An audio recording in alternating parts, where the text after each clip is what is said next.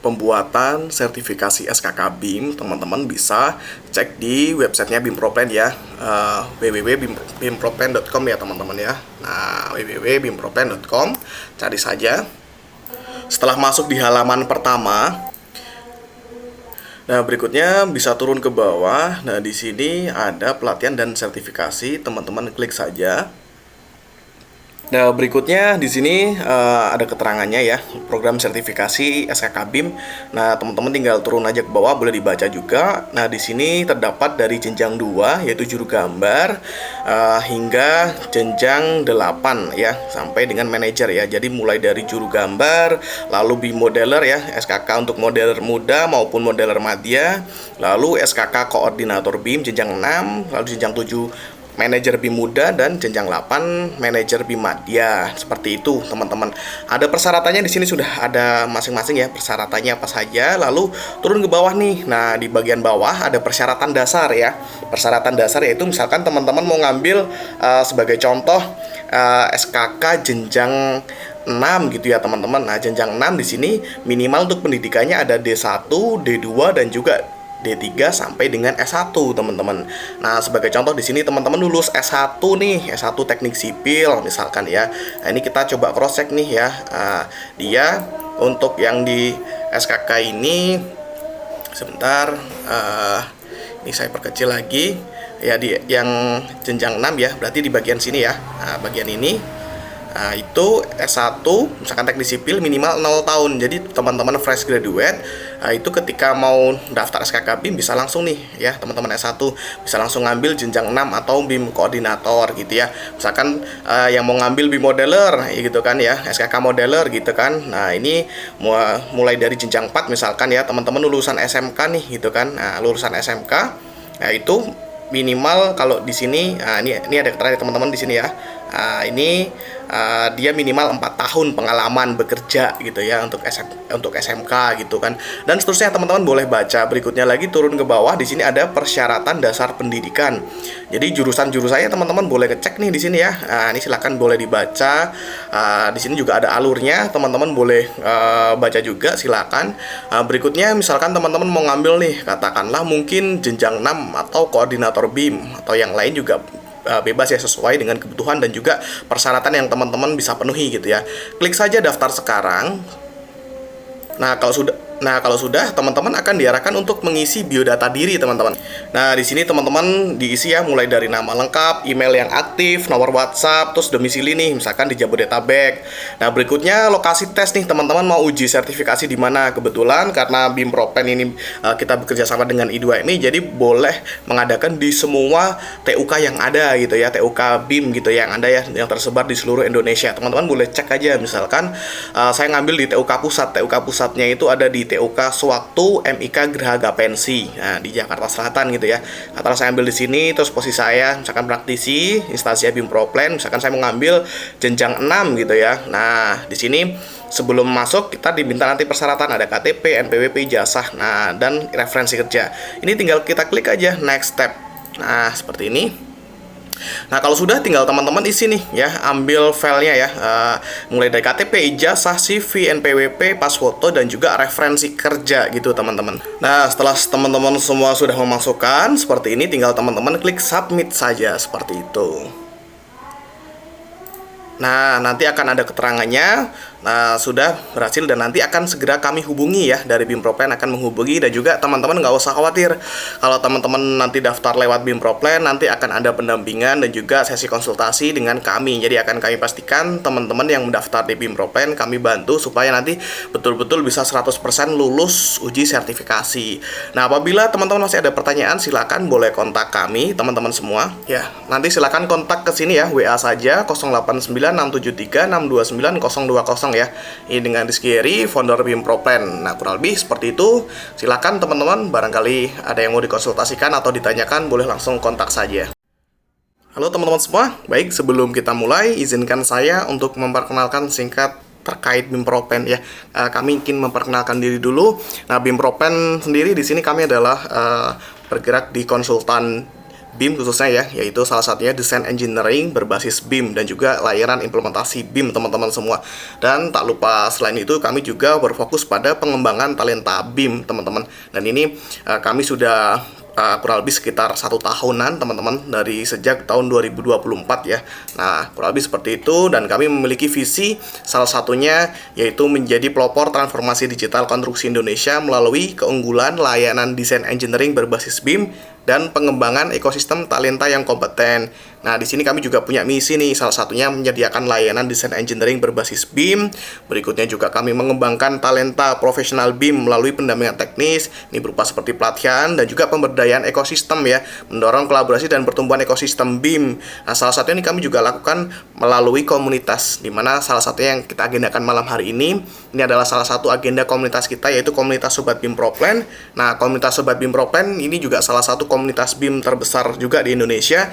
Untuk saat ini itu kurang lebih terdapat 2000 anggota teman-teman semua ya. Nah, terdapat 2000 anggota komunitas teman-teman semua. Nah, ini salah satu wujud komitmen kami untuk pemberdayaan dan juga pengembangan talenta gitu ya teman-teman semua. Berikutnya yaitu terkait untuk layanan kami di BIM dan juga desain engineering ya, atau desain engineering juga berbasis BIM seperti itu teman-teman. Nah, barangkali mungkin dari teman-teman nanti ada yang membutuhkan jasa kami, boleh kontak kami juga teman-teman semua. Nah, di sini salah satunya untuk layanan desain engineering berbasis BIM ini ya, terdapat 3 paket ya teman-teman, yang nanti bisa teman-teman pilih sesuai kebutuhan begitu ya. Dan juga misalkan ternyata ada kebutuhan di luar paket ini, silakan boleh berkonsultasi juga dengan kami begitu teman-teman. Nah, jadi di sini keunggulannya selain produk perencanaan desain engineering, nah di sini kami sudah melakukan semuanya full berbasis BIM ya teman-teman semua, kurang lebih seperti itu ya. Nanti sebagai contoh untuk produk desain engineering berbasis BIM di sini, nah nanti teman-teman dapat pertama mulai dari data perencanaan dari analisa struktur, berikutnya gambar, lalu nanti dapat data aset berupa data aset digital BIM juga gitu ya teman-teman semua. Nah, berikutnya juga nanti teman-teman juga bisa dapat data aset digital ya. Ini salah satunya kami juga membuat platform ya. Ini hasil riset dari teman-teman BIM Proplan gitu ya. Riset terkait untuk data aset digital teman-teman semua. Nah, di sini ini sebagai contoh di sini ya. Ini sudah ada data aset model digitalnya. Nah, ketika nanti di sini teman-teman klik, nah misalkan sebagai contoh ambil kolomnya, semua propertiesnya semua juga sudah muncul.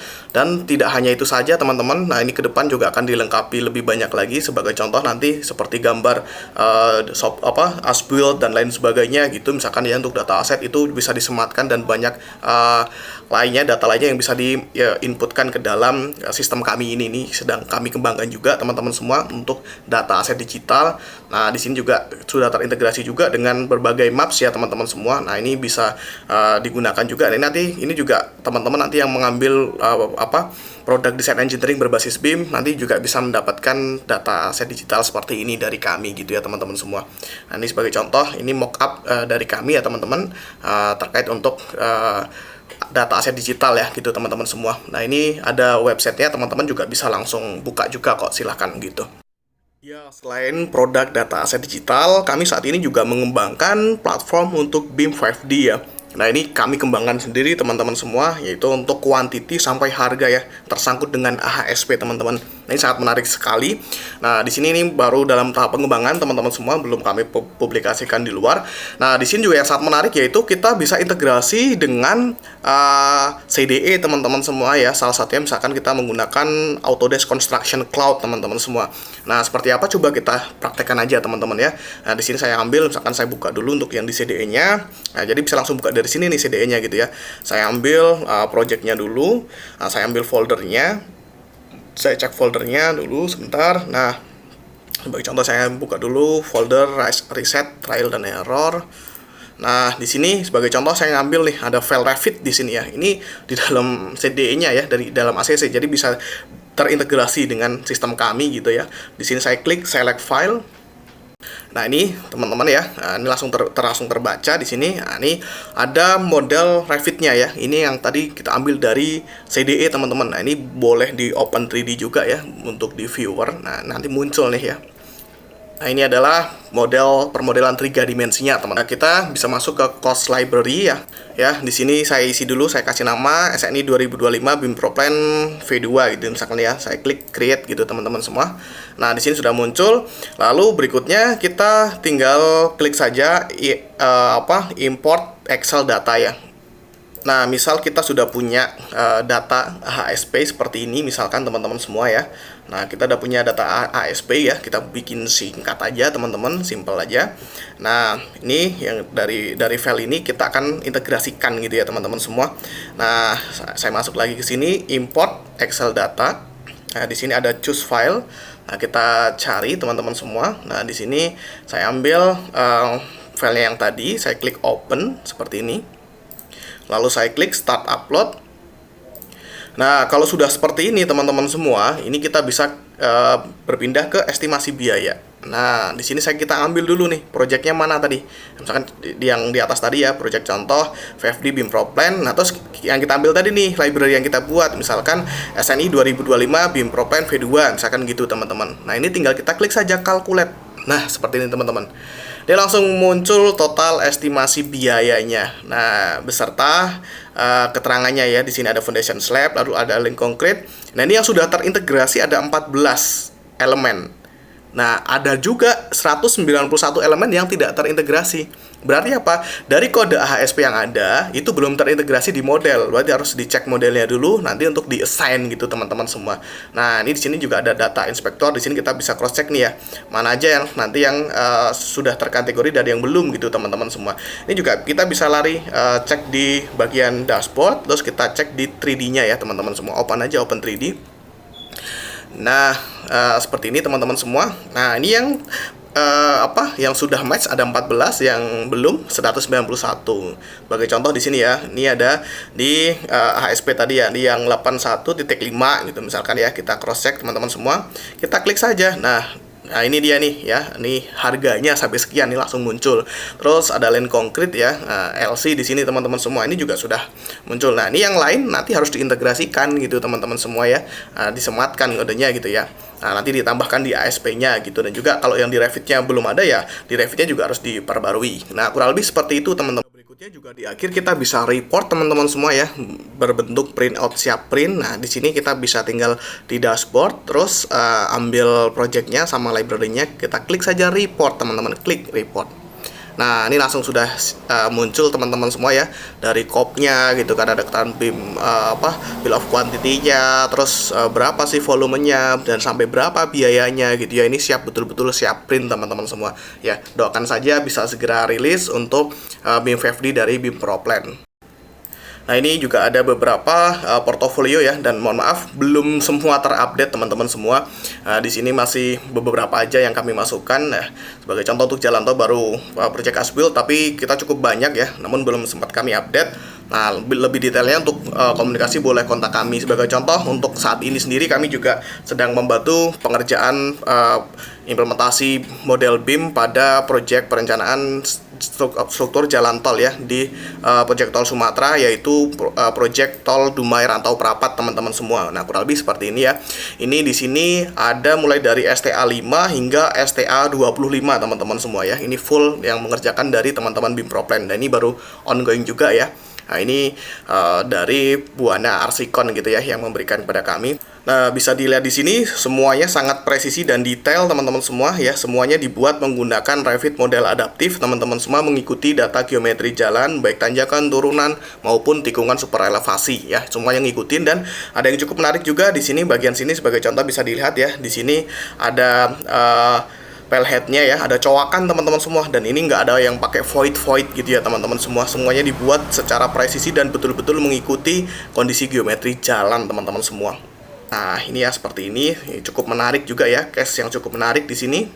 Ya, di sini pun kami juga modelkan betul-betul sangat detail teman-teman semua, dan setiap objeknya juga semua memiliki parameter ya. Sebagai contoh di sini ada angkur, berapa jumlahnya dan lain sebagainya. Semua kita betul-betul kita buat secara detail dan juga semuanya parametrik gitu teman-teman semua ya.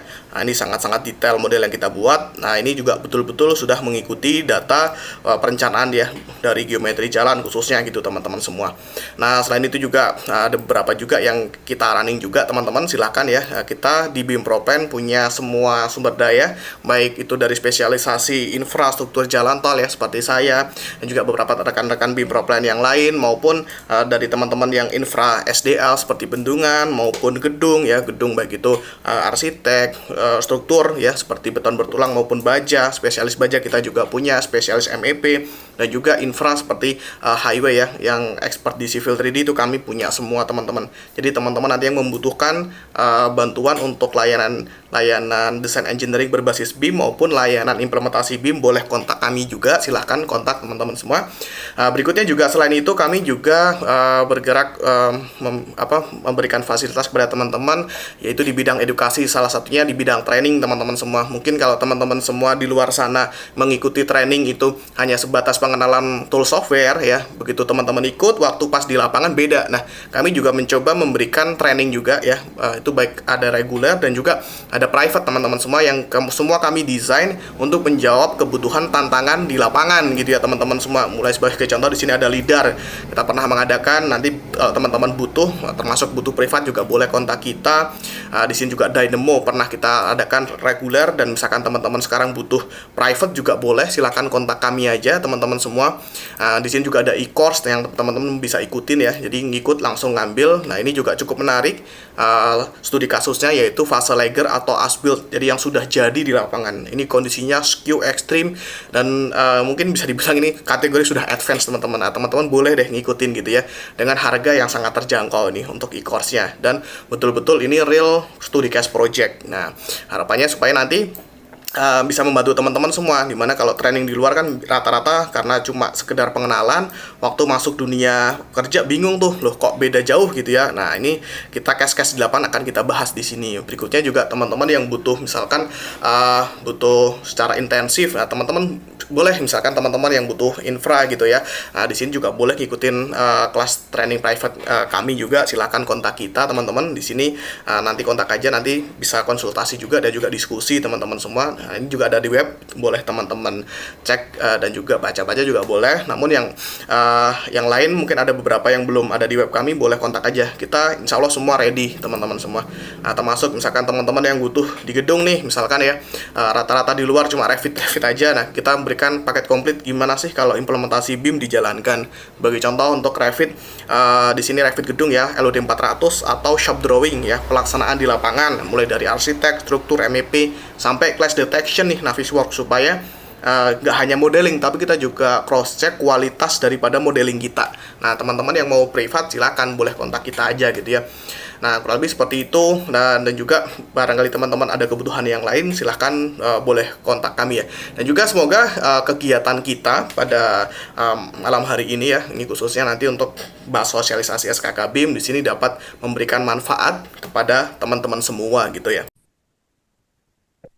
Assalamualaikum warahmatullahi wabarakatuh. Selamat malam, salam sejahtera buat rekan-rekan semua. Puji syukur kita ucapkan atas kehadirat Tuhan Yang Maha Esa. Berkat rahmat dan karunia-Nya kita dapat berkumpul secara virtual pada malam hari ini dalam acara rutin kita, yaitu Ngobim atau Ngobrolin BIM, dengan tema sosialisasi sertifikasi SKK BIM oleh BIM Proplan X LSP LPK MIK. Sebelumnya, selamat datang dan salam hormat kepada narasumber kita pada malam hari ini, yaitu Bapak Nasir Yusuf sebagai Sekretaris LSP LPK MIK, dan yang terhormat Mas Rizky Heri sebagai pemandu acara kita pada malam hari ini, dan sekaligus founder BIM Proplan yang akan memandu acara talk show ini dari awal sampai akhir dengan menarik. Dan teristimewa kepada seluruh peserta Ngobim pada malam hari ini yang telah meluangkan waktunya dan antusias dalam mengikuti Ngobim pada malam hari ini. Saya sebagai host mengucapkan terima kasih yang sebesar-besarnya kepada teman-teman semua untuk semangat dan antusiasnya. Sebelumnya, saya izin perkenalan terlebih dahulu. Saya Hayatul Hifzan, asal dari salah satu univ di Sumatera Barat di Universitas Negeri Padang. Mungkin kalau ada rekan-rekan yang dari Sumatera Barat atau dari kampus Universitas Negeri Padang, kita satu daerah dan satu alma mater. Dan untuk posisi sekarang saya bekerja sebagai staf BIM Pusat PT Berantas Abipraya Persero di Divisi Operasi 3 yang spesialisasinya di infrastruktur jalan tol.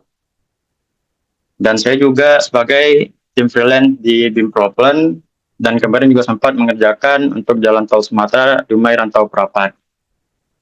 Nah, pada kesempatan malam hari ini kita akan membahas terkait sosialisasi sertifikasi SKK BIM yang akan disampaikan oleh narasumber kita yang sangat keren ini, itu Bapak Muhammad Nasir Yusuf. Beliau juga merupakan sekretaris LSP LPK MIK yang nantinya akan sharing kepada kita terkait semua tentang sertifikasi SKK BIM ini. Nah, yang nantinya akan dijelaskan apa sih itu SKK BIM, terus latar belakang SKKNI, dan pentingnya standarisasi kompetensi BIM, terus peran SKK BIM dalam peningkatan standar kerja dan kualitas SDM, terus jabatan atau level dalam SKK BIM mulai dari juru gambar BIM, BIM modeler, BIM koordinator, dan juga BIM manager. Terus nantinya ada keterkaitan SKK BIM dengan tuntutan proyek swasta ataupun pemerintah, dan akan dijelaskan juga tentang alur pendaftaran dan proses sertifikasi SKK BIM. Nah, sebelum acara kita mulai, ada baiknya kita berdoa menurut agama kita masing-masing agar acara kita pada malam hari ini lancar dan bermanfaat bagi untuk kita semua. Dan saya juga menitipkan kepada teman-teman agar mendoakan saudara-saudara kita yang terdampak bencana di Sumatera Barat, Sumatera Utara, dan Aceh agar diberikan kekuatan, ketabahan, dan perlindungan oleh Tuhan Yang Maha Esa. Dan semoga mereka dapat pulih dan kembali sedia kala. Baik, langsung saja, tanpa memanjang muka Dimas, saya langsung mulai acara kita pada malam hari ini. Untuk memulai talk show pada malam hari ini, saya serahkan kepada Mas Rizky Heri sebagai yang akan memandu acara kita pada malam hari ini. Kepada Mas Rizky, disilakan.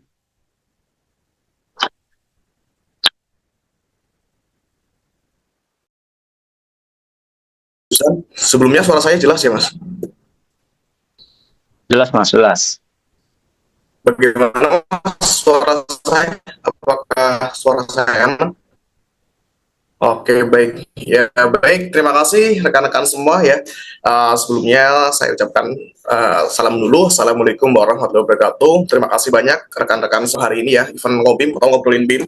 Di sini mungkin juga izin saya menyapa Pak Yusuf. Apakah Pak Yusuf sudah bergabung? Pak Yusuf sudah stay di sana, Pak?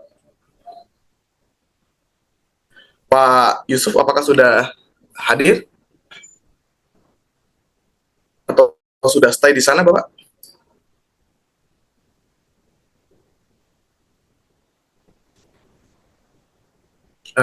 Izin saya konfirmasi dulu. Barangkali mungkin ada kendala di Pak Yusuf.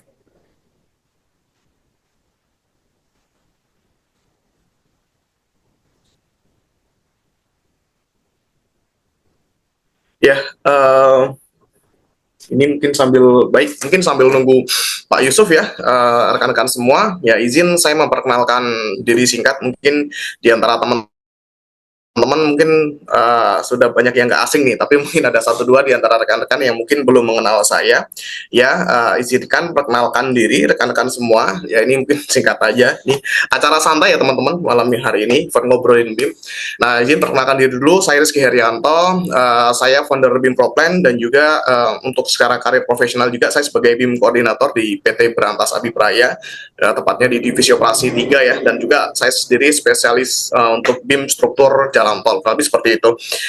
Berikutnya lagi untuk di BIM Proplan ya, seperti agenda malam hari ini rekan-rekan semua, ini juga wujud daripada komitmen kita terhadap pemberdayaan talenta. Jadi di BIM Proplan sendiri ini kami bergerak salah satunya yaitu konsultan BIM. Fokus kami yaitu penyediaan layanan desain engineering berbasis BIM dan juga layanan implementasi BIM. Begitu teman-teman semua ya. Baik itu mulai dari gedung sampai dengan infrastruktur. Nah, itu kami semua ada, dan juga banyak layanan konsultan BIM maupun desain engineering seperti itu. Nah, selain itu kami juga mempunyai misi salah satunya untuk pengembangan talenta ya, pengembangan talenta dan juga mendorong pemberdayaan ekosistem BIM nih. Nah, salah satunya seperti komunitas kita saat ini ya, komunitas Sobat BIM Proplan ya, dimana untuk saat ini di komunitas kita sendiri itu sudah ada 2.000 anggota teman-teman semua ya, ini cukup salah satu komunitas terbesar juga, dan juga kita juga cukup aktif di BIM Proplan. Saya mencoba rutin ya, mungkin belum tentu sebulan sekali, namun ketika ada kesempatan ya mungkin 1 bulan atau 2 bulan sekali kita mengadakan kopdar baik online maupun offline yang biasa kita sebut dengan event ngobrolin BIM ya. Nah itu kalau event online seperti ini sudah beberapa kali kita jalankan, dan juga seperti offline di Jakarta juga sudah sempat kita lakukan juga ya kemarin ya, bersama collab dengan teman-teman dari komunitas handal juga. Ada kurang lebih seperti itu sehingga teman-teman semua, semoga apa yang kita laksanakan bersama dan juga sosialisasi, tepatnya malam hari ini ya, sosialisasi terkait SKK BIM nih teman-teman semua. Ini juga semoga dengan langkah kecil di sini yang kami coba fasilitasi untuk teman-teman komunitas Sobat BIM Proplan utamanya seperti itu, dan juga masyarakat umum dan juga BIM entusias di Indonesia. Semoga dengan adanya sosialisasi di sini ini nanti dapat membantu teman-teman ya, yang kemarin mungkin banyak pertanyaan gimana sih dan juga tahapannya untuk mendaftar sertifikasi BIM ya, alurnya seperti apa, terus nanti apa saja yang harus disiapkan. Nah ini coba nanti malam ini kita bahas bersama-sama, dan juga nanti kita akan dipandu dan juga kita akan diberikan sharing info juga ya, ini dengan Pak Yusuf ya, Muhammad Nasir Yusuf, beliau sekretaris dari LSP LPK MIK. Mungkin izin dari saya perkenalan singkat saja, Pak Muhammad Nasir Yusuf, apakah sudah stay di sana, Pak Yusuf?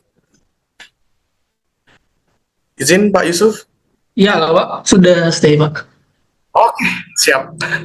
Ya, terima kasih banyak Pak Yusuf. Bagaimana Pak Yusuf kabarnya malam hari ini Bapak? Alhamdulillah baik, saya pakai background dulu ya Mas. Alhamdulillah baik, siap Pak Yusuf.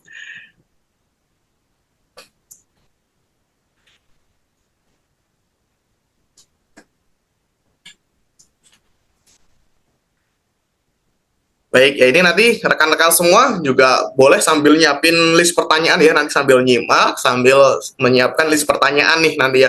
Jadi dari seputar SKK BIM itu seperti apa dan lain sebagainya, alurnya, bagaimana cara pendaftarannya, terus nanti langkah yang harus dipersiapkan apa saja, itu boleh deh mulai dipersiapkan pertanyaannya. Maupun teman-teman misalkan tuh kan dari kemarin beberapa banyak yang nanya ya, seperti nanti saya kalau jurusan ini bisa nggak, pengalaman saya sekian tahun, nanti boleh ditanyakan gitu ya. Mungkin gitu aja sambil nyimak sambil menunggu Pak Yusuf. Baik, mungkin izin Pak Yusuf dari saya cukup. Mungkin waktu dan tempat saya berikan kepada Pak Yusuf untuk memberikan materi terkait sosialisasi sertifikasi SKK BIM. Ya. Silakan Pak Yusuf, mungkin boleh memperkenalkan diri dan juga langsung lanjut saja Bapak untuk webinar ya. Oke siap Pak Rizky, terima kasih atas pembukaannya. Izin teman-teman semua, sebelum saya mulai, saya izin perkenalkan diri terlebih dahulu. Saya Muhammad Nasir Yusuf, biasa dipanggil Yusuf. Saya sebagai sekretaris di LSP LPK Model Informasi Konstruksi, atau biasa disebut LSP LPK MIK. Kami berkantor di Jalan Raya Ragunan, tepatnya di Geraha Pensi, itu di Pasar Minggu, Jakarta Selatan. Mungkin teman-teman semua sudah tahu Pasar Minggu, tapi kita titiknya di Geraha Pensi. Nah, izin teman-teman semua, saya izin tampilkan paparan terkait dengan diskusi kita pada malam hari ini. Suara saya terdengar dengan jelas Pak, izin? Terdengar dengan jelas Pak, aman? Siap.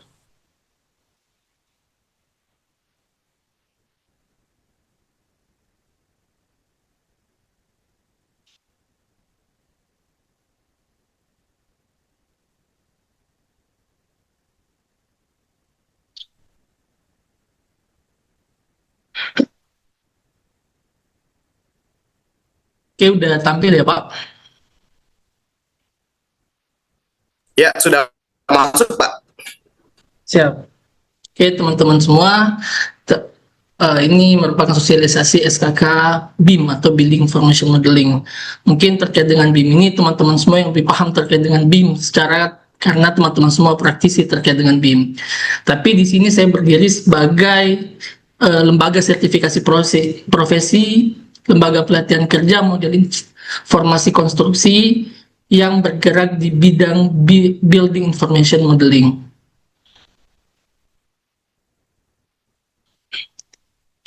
Oke, teman-teman semua, mungkin sebagian besar dari kami sudah mengetahui apa itu SKK. Di sini saya menjelaskan lagi terkait dengan apa itu SKK.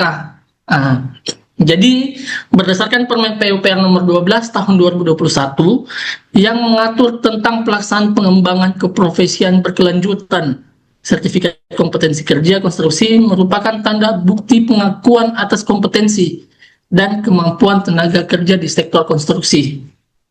Jadi teman-teman semua, sertifikat kompetensi kerja atau SKK ini di sini berarti tanda bukti pengakuan. Siapa yang membuktikan pengakuan terhadap tenaga kerja konstruksi tersebut? Di sini adalah asesor sebagai yang membuktikan bahwa orang itu kompeten di bidang building information modeling. Karena tidak secara langsung asesor ini merupakan tangan panjang dari negara yang menjamin mutu tenaga kerja konstruksi.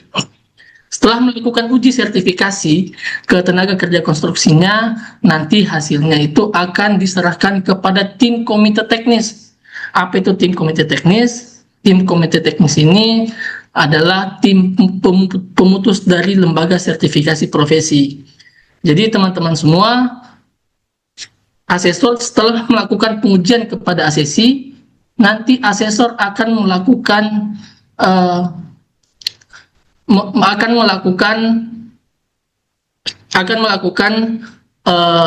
bukti bahwa orang tersebut sudah melakukan uji sertifikasi dengan merekomendasikan hasil keputusan kepada tim komite teknis. Nanti tim komite teknis akan melakukan pengecekan data-data apakah dia betul melakukan uji sertifikasi ataukah tidak. Kalau betul sesuai dengan yang telah ditentukan sesuai dengan SOP, maka akan dilakukan penerbitan SKK-nya. Jadi itulah fungsi dari asesor dan juga komite teknisnya. Jadi memang yang berperan penting terhadap uji sertifikasi itu adalah asesor, karena asesor itu yang akan merekomendasikan keputusan kepada tim komite teknis. Nanti komite teknis yang akan memutuskan. Jadi asesor itu hanya merekomendasikan, komite teknis memutuskan hasilnya, dan nanti outputnya yaitu SKK. Ini digambar di sini merupakan SKK-nya. Ini merupakan SKK yang tahun 2025 sekarang ini. Jadi teman-teman semua, mungkin teman-teman semua sudah mengetahui apa itu SKA, apa itu SKT.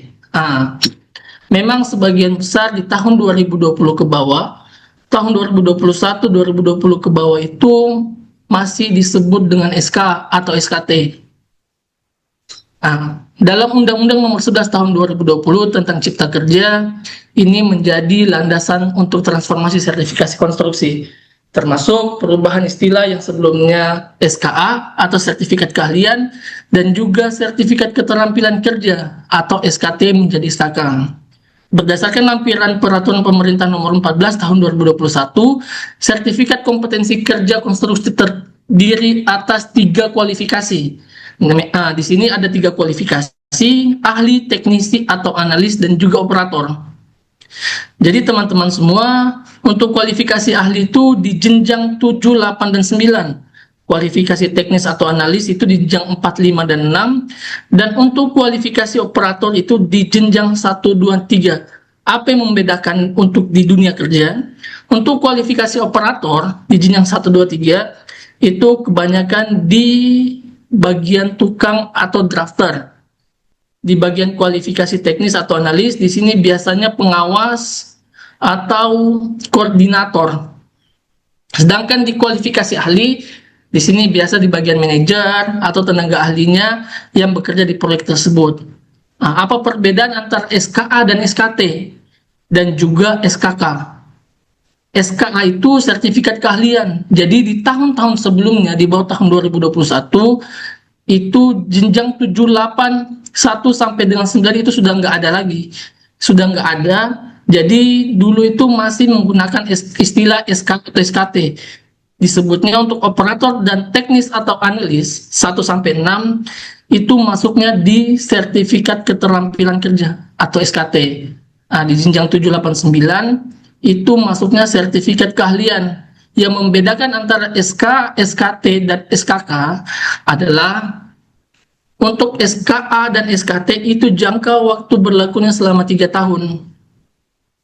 Sedangkan untuk SKK, jangka berlakunya selama 5 tahun. Jadi untuk SKA, SKT karena sudah melakukan transformasi sertifikasi di per tahun 2023, 2022, 2023 itu seluruh SKA, SKT sudah tidak berlaku lagi.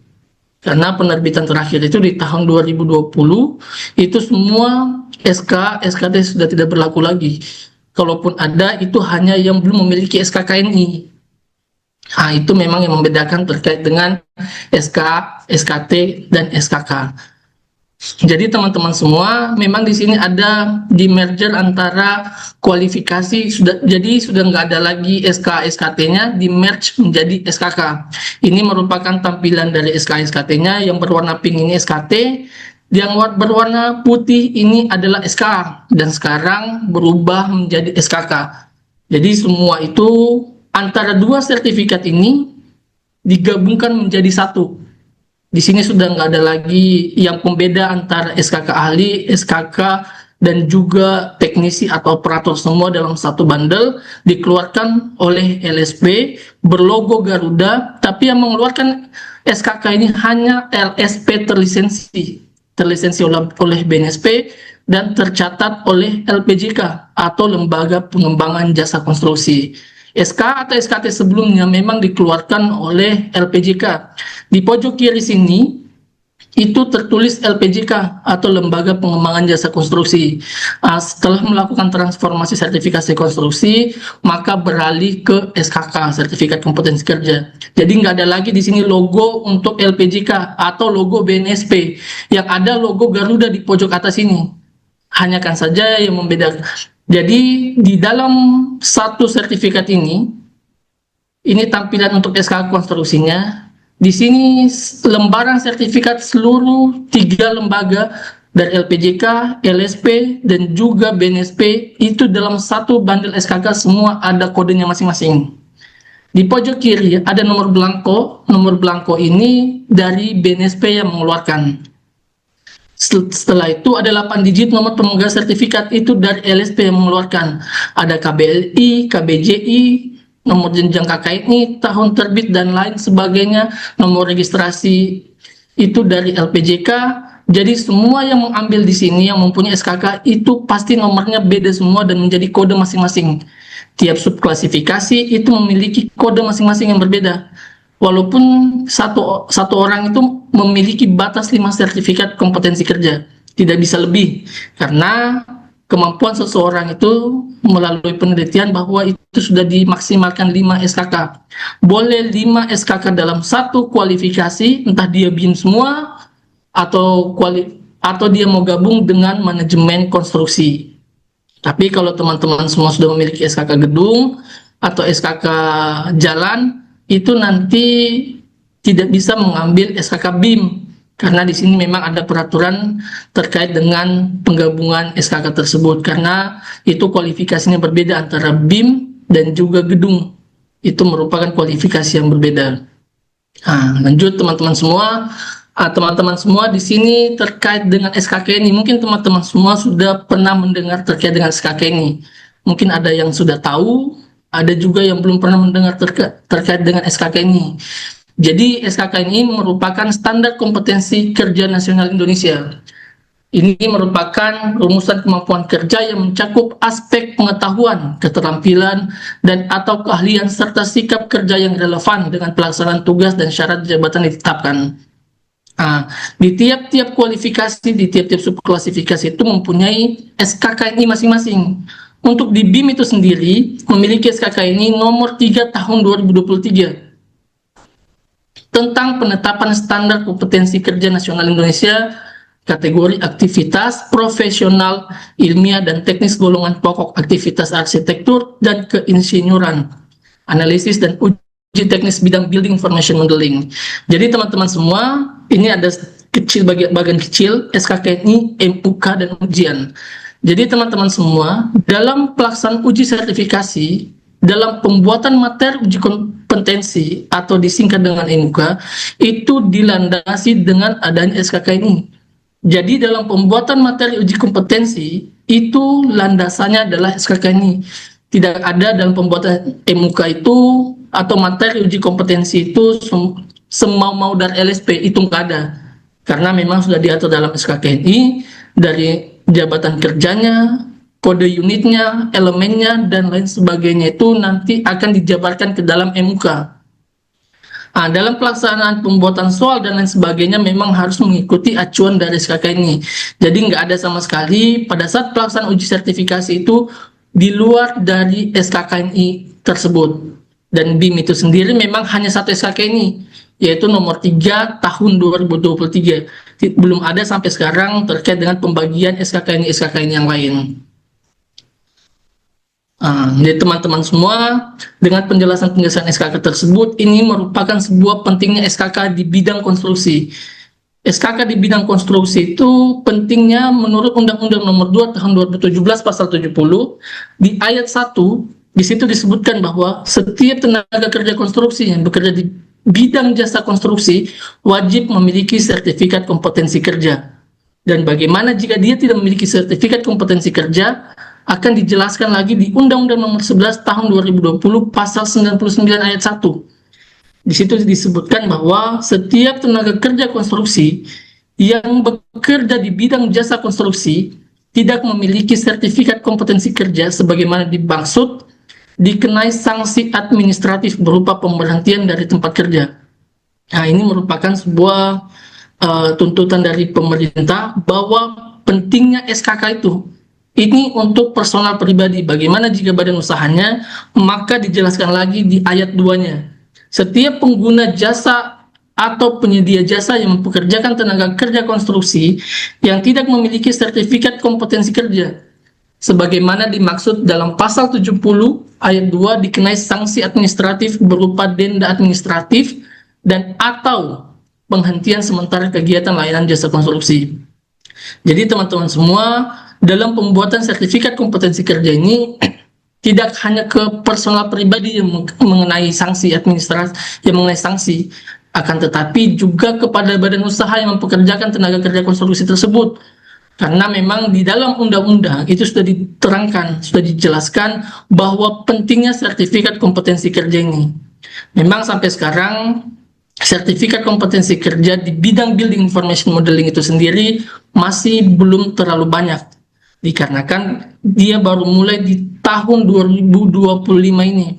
Memang teman-teman semua, untuk SKK BIM itu masih panas-panasnya di sekarang, dikarenakan di tahun 2025 ini baru pertama kali running, dan belum banyak sama sekali yang mempunyai SKK BIM itu di seluruh Indonesia dibandingkan dengan kualifikasi yang lain, entah dia sipil atau arsitektur atau mechanical electrical. Dibandingkan dengan kualifikasi yang lain, untuk SKK BIM itu sendiri masih sangat jarang untuk sampai saat ini. Jadi teman-teman semua, dengan adanya SKK tersebut memang ada ketertarikan pemegang SKK BIM dengan tuntutan proyek pemerintahan dan swasta. Yang pertama itu persyaratan administrasi proyek. Jadi teman-teman semua, memang sekarang ini untuk SKK BIM itu sudah dibutuhkan oleh pemerintah juga, karena di tender-tender proyek pemerintah swasta dan juga proyek pemerintah itu sudah mewajibkan sertifikat BIM itu sendiri. Walaupun di proyek-proyek pemerintah itu hanya proyek strategis nasional, belum secara keseluruhan, dikarenakan nanti saya paparkan datanya terkait dengan SKK BIM itu sendiri. Jadi teman-teman semua yang belum mempunyai SKK BIM itu kami tekankan untuk dibuat kepada teman-teman semua. Jadi teman-teman semua, tuntutan yang proyek pemerintah dan swasta ini, yang kedua standar kompetensi yang terukur. SKK BIM mengacu pada SKK ini sehingga kemampuan BIM modeler, koordinator, hingga manajer terstandar, terukur, dan diakui secara nasional. Dan yang ketiga, kesesuaian dengan regulasi pemerintah. Pemerintah mendorong penerapan BIM pada proyek infrastruktur untuk meningkatkan efisiensi, transparansi, dan akurasi perencanaan. SKK BIM itu sendiri memastikan bahwa SDM siap menjalankan kebijakan tersebut. Dalam kebijakan nasional terkait dengan SKK BIM itu sendiri, memang istilah BIM ini masuk ke Indonesia di tahun 2015. Akan tetapi regulasi pertama muncul itu di tahun 2018, salah satunya Peraturan Menteri PUPR nomor 22/PRT/M/2018 tentang pembangunan bangunan gedung, yang secara tidak langsung mendorong penggunaan teknologi digital seperti BIM. Peraturan-peraturan ini dari tahun 2018 sampai dengan sekarang itu peraturan regulasi pemerintah pasti akan mewajibkan sertifikat BIM. Dan 1-2 tahun ke depan, seluruh proyek di Indonesia wajib menggunakan sertifikat BIM, tergantung dengan banyaknya SKK yang terbit di Indonesia ini. Untuk kebijakan nasional ini menjadi landasan bagi pemerintah daerah untuk merumuskan regulasi yang lebih spesifik sesuai dengan kebutuhan dan karakteristik wilayah masing-masing. Jadi teman-teman semua, untuk SKK BIM ini nanti saya paparkan terkait dengan data sertifikat kompetensi kerja untuk BIM itu sendiri tersebar di seluruh Indonesia, akan tetapi jumlahnya masih sangat kurang dibandingkan dengan kualifikasi yang lain. Kebijakan nasional terkait dengan BIM ini memang sudah diatur dalam PP, peraturan pemerintah, Permen, peraturan menteri, SE Dirjen Bina Marga, dan lain sebagainya. Ini sudah banyak memang kebijakan nasional terkait dengan Building Information Modeling tersebut. Sampai dengan ISO juga sudah dikeluarkan. Ini merupakan data penerbitan SKK BIM. Jadi teman-teman semua, data penerbitan SKK BIM ini real time sampai dengan hari ini. Totalnya 668 orang. Itulah dari sektor pemerintah belum bisa menerbitkan regulasi bahwa seluruh pekerja konstruksi atau seluruh tender di Indonesia itu diwajibkan BIM. Karena dengan adanya data ini, memang tenaga ahli atau tenaga kerja yang mempunyai SKK BIM itu masih sangat kurang. Kalau diterapkan ke seluruh Indonesia, bisa jadi tendernya itu nanti akan stuck dikarenakan SKK yang sangat kurang di seluruh Indonesia. Dengan data yang telah terbaca di sini, terpapar di layar, bahwa ada beberapa provinsi yang sudah menerbitkan SKK BIM. Hanya kan saja belum seluruh provinsi di Indonesia, dengan didominasi oleh Jawa Tengah. Jawa Tengah itu telah menerbitkan sekitar 110 SKK. Dan juga kebanyakan di bagian koordinator BIM. Koordinator BIM itu memang jenjang 6 dikarenakan tidak memakai pengalaman kerja. Jadi teman-teman semua, ini merupakan data penerbitan SKK BIM yang tersebar di seluruh Indonesia. Angkanya masih sangat kecil untuk dijadikan landasan untuk mengikuti tender pemerintah yang sangat banyak ini. Jadi pemerintah memang belum berani mengeluarkan terkait dengan regulasi terkait dengan kewajiban sertifikat kompetensi kerja di bagian BIM itu sendiri. Jadi teman-teman semua, praktisi-praktisi BIM, kami harapkan untuk membuat sertifikasi kompetensi kerja di bagian Building Information Modeling ini, dikarenakan memang dari sektor sertifikat ini masih sangat minim. Dengan banyaknya sertifikat yang terbit, pasti kedepannya akan dipercepat untuk pembuatan regulasi terkait dengan terkait dengan penerapan atau implementasi sertifikat BIM itu sendiri dalam proyek-proyek pemerintah maupun swasta. Karena sampai dengan saat ini, Building Information Modeling ini menjadi satu-satunya senjata teknologi di bidang konstruksi yang sangat-sangat baik sampai dengan saat ini. Jadi teman-teman semua, untuk SKK itu sendiri yang dapat menerbitkan dari LSP. Mungkin teman-teman semua pernah mendengarkan apa itu LSP, tapi belum mengetahui secara detail apa itu LSP. Jadi LSP konstruksi atau lembaga sertifikasi profesi konstruksi adalah lembaga independen yang dibentuk untuk melaksanakan uji kompetensi dan sertifikasi profesi di sektor konstruksi. diakui dan dilisensi oleh BNSP atau Badan Nasional Sertifikasi Profesi dan tercatat di Lembaga Pengembangan Jasa Konstruksi atau LPJK untuk memastikan tenaga kerja konstruksi ahli dan terampil memiliki kompetensi standar nasional, mendukung peningkatan kualitas dan profesionalisme di industri konstruksi. LSP itu sendiri juga merupakan lembaga yang dibentuk sebagai amanat Undang-Undang Nomor 11 Tahun 2020 tentang Cipta Kerja untuk melaksanakan sertifikasi kompetensi kerja bagi tenaga kerja konstruksi. Sebagai yang dijelaskan tadi bahwa ini merupakan pergeseran otoritas yang dimana sebelumnya dari LPJK yang menerbitkan, sekarang mengarah ke LSP. Ini berdasarkan PP nomor 14 tahun 2021. Jadi LSP konstruksi itu bertugas untuk melakukan pengujian teknis. Jadi LSP itu harus menyediakan asesor, menyediakan materi uji kompetensi sebagai syarat untuk melakukan uji kompetensinya. Dan BNSP untuk menandatangani sertifikat secara nasional. Jadi sertifikat terbit itu dikeluarkan oleh LSP, ditandatangani atau disetujui juga oleh disetujui oleh BNSP, dan juga LPJK melakukan pencatatan atau registrasi agar sertifikat tersebut valid untuk keperluan tender dan izin usaha SBU. Jadi teman-teman semua, sertifikat ini memang banyak yang masih melakukan pengeditan sertifikat kompetensi kerja. Akan tetapi kita sekarang di zaman era society 5.0, teknologi digital semua itu terbaca. Kalaupun ada yang melakukan kecurangan, seluruh terbaca, dikarenakan tiap sertifikat itu mempunyai kode masing-masing dan juga tayang semuanya di website LPJK. Jadi teman-teman semua, tidak ada yang bisa sama sekali untuk mengedit ataupun membohongi terkait dengan SKK tersebut. Karena di situ ada barcode, ada nomor registrasi LPJK, ada nomor blanko, ada nomor LSP yang tidak ada samanya. Semua itu dari 3 lembaga, LSP, BNSP, LPJK, disatukan dalam satu bundle yang berupa sertifikat kompetensi kerja. Dan itu produk hukum yang harus kita jaga, dan LSP merupakan tangan panjang dari pemerintah untuk menerbitkan sertifikat kompetensi kerja.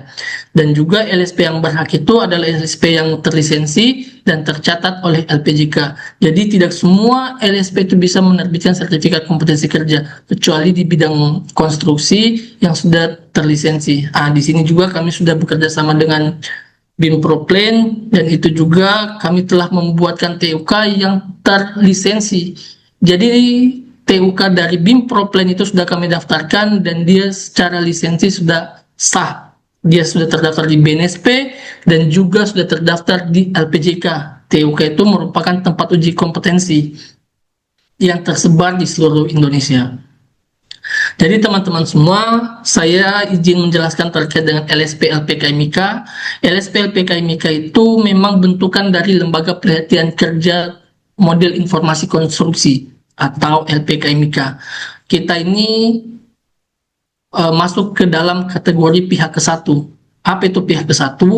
Yaitu lembaga sertifikasi yang terbentuk dari pelatihan kerja. Jadi sebelum melaksanakan uji sertifikasi, dia harus melakukan pelatihan terlebih dahulu. Kami sudah menyiapkan sebuah wadah yang berupa e-learning. Di situ nanti teman-teman semua bisa mengakses untuk melakukan pelatihan sebelum melaksanakan uji sertifikasi. Setelah melakukan pelaksanaan pelatihan, nanti menghasilkan sebuah sertifikat pelatihan. Itu yang menjadi syarat pada saat pelaksanaan uji sertifikasinya atau pendaftaran di awal, dicek apakah sudah sesuai dengan persyaratan dasar, baru bisa melakukan uji sertifikasi. Jadi tujuan dari pembentukan LSP LPK MIK ini adalah untuk ikut berperan serta dalam program pemerintah, khususnya dalam mensertifikasi tenaga kerja konstruksi yang kompeten melalui digitalisasi konstruksi, khususnya pada penerapan Building Information Modeling. LSP LPK MIK ini LSP pertama di Indonesia yang menerbitkan atau yang telah terlisensi di bidang BIM. Sampai dengan saat ini memang sertifikat BIM ini pertama kali terbit di bulan 5. Sampai dengan saat ini terbit sekitar 668 sertifikat. Jadi teman-teman semua yang mau pelaksanaan sertifikat BIM, mau melaksanakan sertifikasi BIM di seluruh Indonesia, itu nanti bisa dibantu dari tim BIM ProPlane. Nah, ini merupakan kepemilikan sertifikat. Jadi teman-teman semua, di dalam Permen PUPR nomor 8 tahun 2022, saya sedikit menjelaskan lagi terkait dengan kepemilikan sertifikat. Untuk teman-teman yang sudah memiliki sertifikat, itu diwajibkan atau dibatasi dengan 5 SKK. Di sini telah dijelaskan di PP 14 dan Permen 8 bahwa untuk SKK ahli itu sendiri atau 789 memiliki paling banyak 5 SKK konstruksi pada 2 klasifikasi yang berbeda, di mana salah satunya merupakan klasifikasi manajemen pelaksanaan. Yang di sini berartikan bahwa paling banyak 5 SKK konstruksi. SKK konstruksi itu kalau misalnya teman-teman semua sudah memiliki sertifikat di bidang sipil, seluruhnya 3-nya lagi itu hanya bisa mengambil di bidang sipil, atau 5-limanya bisa mengambil di bidang sipilnya. Akan tetapi teman-teman untuk kalau misalnya mau gabung dengan klasifikasi manajemen itu bisa, karena klasifikasi manajemen ini dia bersifat umum, semua sertifikat bisa digabungkan di situ. Yang termasuk klasifikasi manajemen pelaksanaan yaitu K3 konstruksi, karena K3 konstruksi ini berada secara umum, dia bisa masuk ke SKK mana saja. Jadi teman-teman semua yang sudah mempunyai SKK sipil atau SKK mekanikal atau SKK arsitektur yang memiliki jenjang ahli itu tidak bisa untuk mengambil SKK BIM itu sendiri, karena ini merupakan memang dari Permen PUPR-nya yang telah mengatur terkait dengan kualifikasi untuk jabatan ahli. Begitu juga dengan teknis analis. Kalau teknis analis ini memang ada perbedaan dibandingkan dengan ahli. Untuk kualifikasi analis jenjang 4 sampai jenjang 6 itu memiliki paling banyak juga 5 SKK pada paling banyak 2 klasifikasi yang berbeda. Jadi teman-teman semua, kalau misalnya jenjang 4, 5, 6 teman-teman mempunyai SKK di bidang yang lain, itu masih bisa mengambil BIM, masih bisa digabungkan dengan BIM, tapi khusus di bidang teknis analis.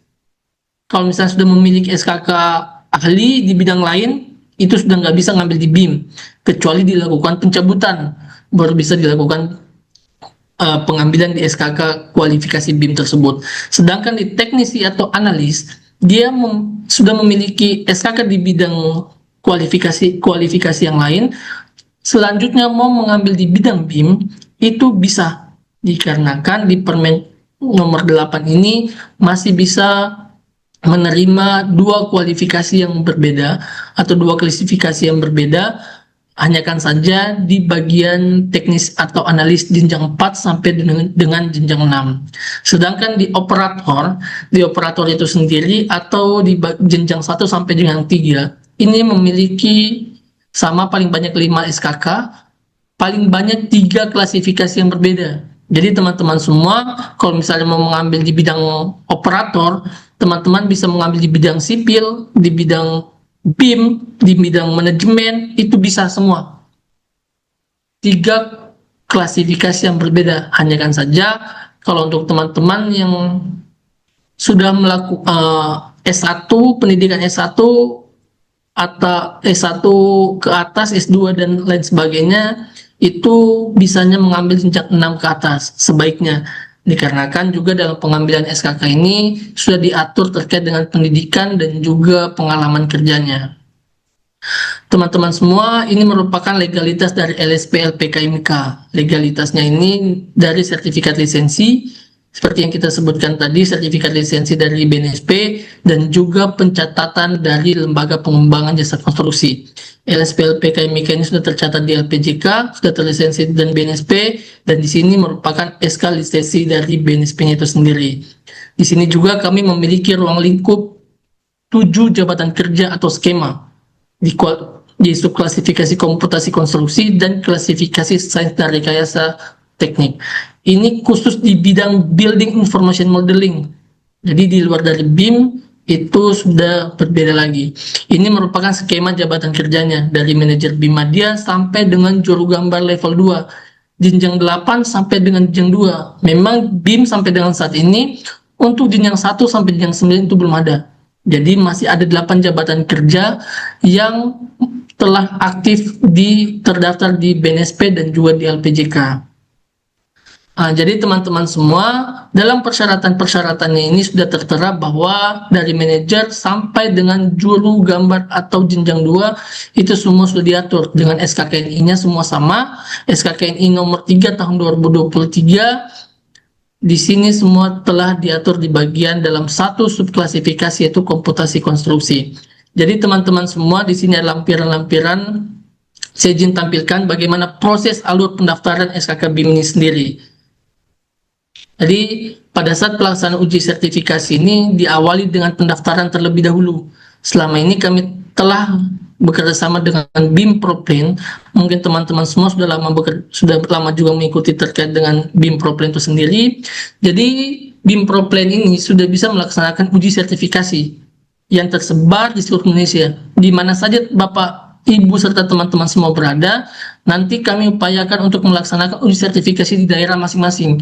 Karena terkait dengan budget maupun dengan waktu itu akan memangkas biaya dan juga waktunya. Nanti kami upayakan teman-teman semua dalam pelaksanaan uji sertifikasi itu berada di tempat masing-masing, daerah terdekat masing-masing, agar memudahkan dalam pelaksanaan uji sertifikasinya.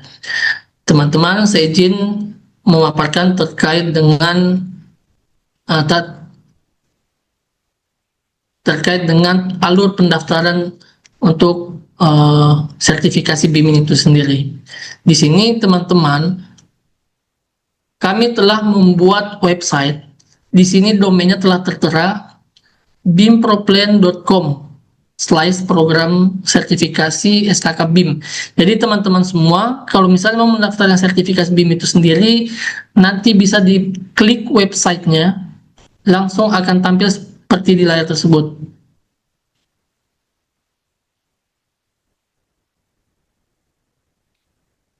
Selanjutnya, teman-teman semua, di sini akan ada tampilan persyaratan pendidikan dan juga pengalaman kerja. Jadi teman-teman semua, persyaratan pendidikan ini diatur di dalam SK DJBK 33 atau Surat Keputusan Direktorat Jenderal Bina Konstruksi 33 dan akan manuver ke SK DJBK 44 di per tahun 2026 nanti. Dan untuk persyaratan pengalaman ini diatur dalam SE LPJK nomor 2 dan juga Permen 8. Jadi teman-teman semua, seluruh jabatan kerja, seluruh pendidikan atau persyaratan pendidikan itu menyesuaikan dengan jabatan kerja yang akan diambil. Untuk di bagian operator itu masih bisa sampai dengan SMK, SMA masih bisa mengambil jabatan kerja tersebut. Di bagian teknis analis juga masih bisa untuk SMA SMK, tapi SMA SMK itu maksimal di jenjang 5.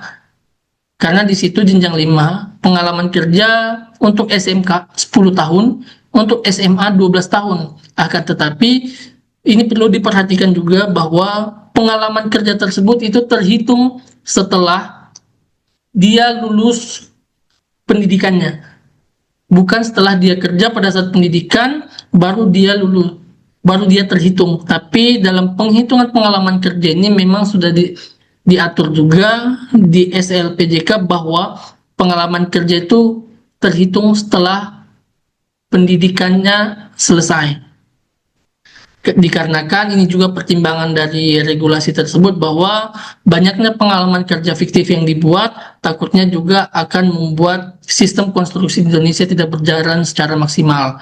Jadi teman-teman semua, untuk SMA ataupun SMK itu masih bisa mengambil sampai dengan jenjang 5 atau teknis analis. Ini di bagian pengawas ataupun di bagian pengawas, dan untuk koordinator itu di bagian 6.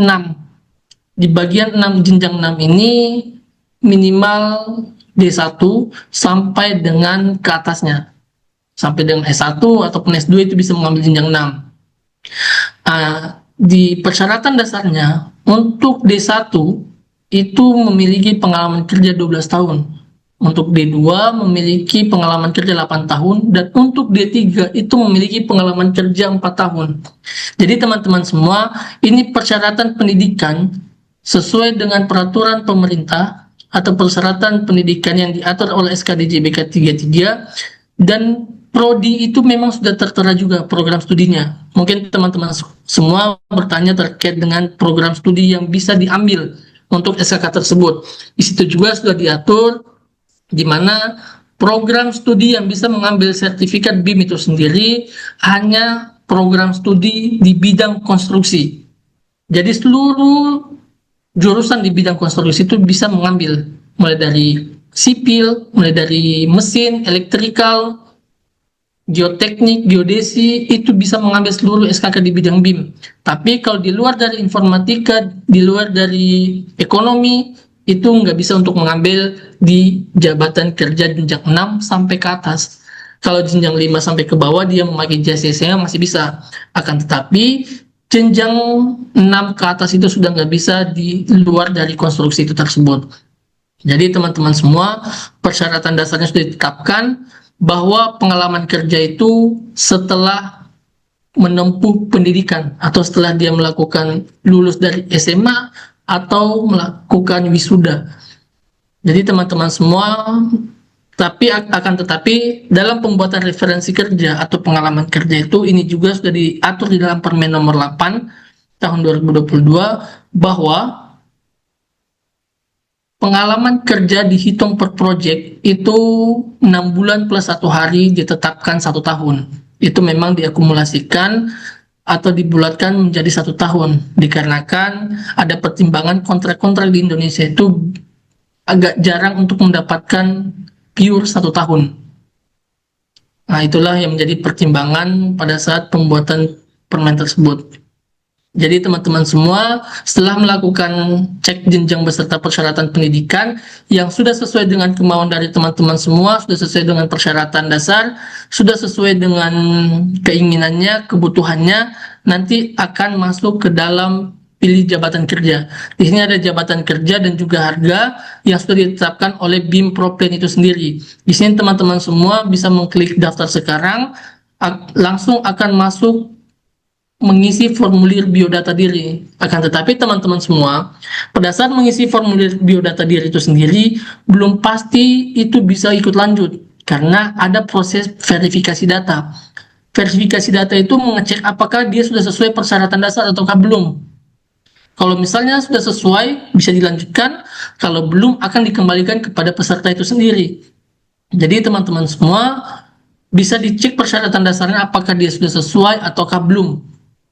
Nah, di sini kita ada lokasi tes TUK atau lokasi uji sertifikasi, tempat uji kompetensi di beberapa lokasi. Dari Gorontalo, ada di DKI Jakarta, dan lain sebagainya, Sulawesi juga sudah ada. Hanya kan saja ini belum seluruh provinsi. Akan tetapi kami upayakan seluruh provinsi Indonesia sudah ada untuk penerapan atau tempat uji sertifikasi khususnya Building Information Modeling itu sendiri.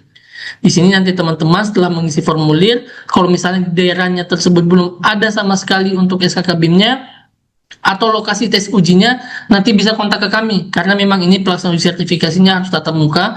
Kalau misalnya belum ada sama sekali, bisa kontak ke Mas Rizky selaku penyelenggara pelaksanaan uji sertifikasinya agar kami buatkan di lokasi tersebut, agar teman-teman semua tidak kesusahan dalam mengambil sertifikat BIM itu sendiri. Memang sampai dengan saat ini belum terlalu banyak untuk provinsi membuat tempat uji kompetensi tersebut. Akan tetapi kami akan handle seluruh provinsi ini untuk membuat tempat uji kompetensi. Karena kami juga sudah mempunyai ratusan asesor. Untuk 100 asesor di bidang BIM itu sendiri dan 600 mitra kita yang terdaftar di LPJK dan juga BNSP. Jadi di 34 provinsi sampai dengan di luar dari provinsi baru itu kami sudah mempunyai asesor semua di seluruh Indonesia. Jadi dari teman-teman semua saja, kalau misalnya ada masukan-masukan mau ditambahkan ke sini, mau ditambahkan ke lokasi ini, mau ditambahkan ke lokasi ini, nanti bisa kontak ke Mas Rizky, akan kontak ke kami juga agar kami di sana membuatkan lokasi tempat uji kompetensinya agar memudahkan teman-teman semua dalam pengambilan sertifikat kompetensi kerja tersebut. Setelah mengisi formulir biodata, nanti mengunggah persyaratan pendidikan. Jadi teman-teman semua, persyaratan pendidikan ini juga tidak asal kita mengambil, karena memang sudah ditetapkan oleh peraturan regulasi yang telah berlaku. Itu tidak semua, karena memang harus dilakukan proses verifikasi dan nanti kami akan melakukan validasi. Jadi nanti akan double cross check. Untuk KTP memang akan kami sesuaikan, akan kami cek juga ke Dukcapil, dan juga untuk ijazah akan prediktif proses pengecekan agar meminimalisir terjadinya kesalahan data ataupun data-data fiktif. Karena memang sampai dengan saat ini di bidang konstruksi itu sendiri masih banyak yang memiliki data-data fiktif. Itulah kami selaku aplikator dalam pelaksanaan uji sertifikasi ini akan mengecek, akan memperkecil atau memberantas terkait dengan data-data fiktif tersebut. Jadi BIM Proplan itu sendiri juga sudah kami lakukan koordinasi terkait dengan persyaratan dasar ini tersebut. Jadi setelah itu teman-teman sebelum melakukan uji sertifikasi ada namanya melakukan pelatihan tersebut. Jadi teman-teman semua mengikuti pelatihan terlebih dahulu. Di sini nanti teman-teman selama 8 jam kurang lebih itu akan melakukan. Jadi tinggal menonton video saja atau membaca modul yang telah kami buat. Nanti tinggal dijawab pertanyaan-pertanyaan. Setelah melakukan menjawab pertanyaan sudah dinyatakan benar semua, baru sertifikat pelatihannya terbit dan akan dilakukan proses uji sertifikasinya. Jadi teman-teman semua, kami pelatihan ini tidak menggunakan Zoom lagi, tidak menggunakan tatap muka. Kalaupun ada melakukan tatap muka boleh, tapi kami kemas dalam bentuk LMS, e-learning itu sendiri.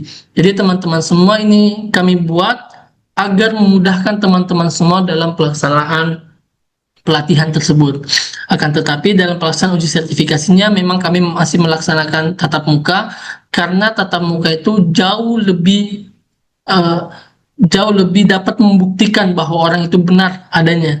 Karena bukan cuma data yang dipalsukan, tapi juga orang banyak yang memasukkan orang itu sendiri tidak sesuai dengan KTP, tidak sesuai dengan ijazah, akan tetapi orang yang mewakili yang datang untuk melaksanakan uji sertifikasi.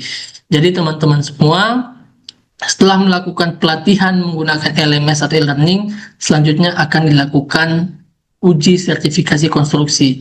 Itu nanti akan diuji oleh 2 asesor, selanjutnya akan dinyatakan kompeten atau belum kompeten. Nanti kalau misalnya kompeten, jarak antara terbit sertifikat dengan uji sertifikasi itu kurang lebih 2-3 hari. Mungkin bisa lebih cepat ataupun lebih lama. Kalau lebih lama itu dikarenakan ada kendala di LPJK maupun di BNSP. Tapi kalau secara sistem normalnya itu 1-3 hari itu sertifikatnya sudah terbit. Jadi teman-teman semua tidak usah takut mengambil sertifikat dalam kurun waktu yang cukup lama. Kami akan pastikan sertifikat itu tanpa ada kendala, terbitnya paling lama di 3 hari, 2-3 hari. Jadi teman-teman semua, apa saja yang dibutuhkan dalam pelaksanaan uji sertifikasi? Ini teman-teman semua akan menyiapkan materi presentasi. Materi presentasi ini yang berupa pengalaman kerja teman-teman atau pengetahuan dari teman-teman terkait dengan jabatan kerja atau BIM itu sendiri. Kalau misalnya teman-teman belum sama sekali pernah bekerja di bidang konstruksi, di bidang BIM, nanti bisa mencari saja terkait dengan membuat makalah presentasi terkait dengan BIM itu sendiri. Karena di tiap jabatan kerja itu memiliki persyaratan dasar yang berbeda, makna yang berbeda, jadi membuat presentasi itu menyesuaikan dengan jabatan kerja yang diambilnya. Jadi teman-teman semua, dalam pelaksanaan uji sertifikasi, dalam perkenalan terkait dengan SKK, terkait dengan apa itu SKKNI, apa itu dengan TUK, apa itu dengan LSP, sudah kami jelaskan. Mungkin dari teman-teman semua, kalau misalnya ada yang ditanya terkait dengan persyaratan dasar, terkait dengan dokumen-dokumen, ataupun di sekitaran BIM itu, kami persilakan. Itu saja yang dapat kami sampaikan terkait dengan paparan malam hari ini. Kepada Pak Rizky, kami kembalikan. Terima kasih.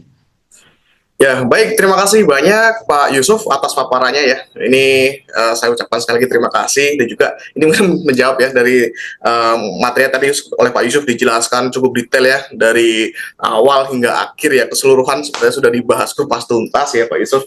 Ini semoga nanti apa yang disampaikan Pak Yusuf ini nanti bermanfaat ya buat teman-teman yang selama ini bingung nih ya gimana sih aku mau bikin SKK.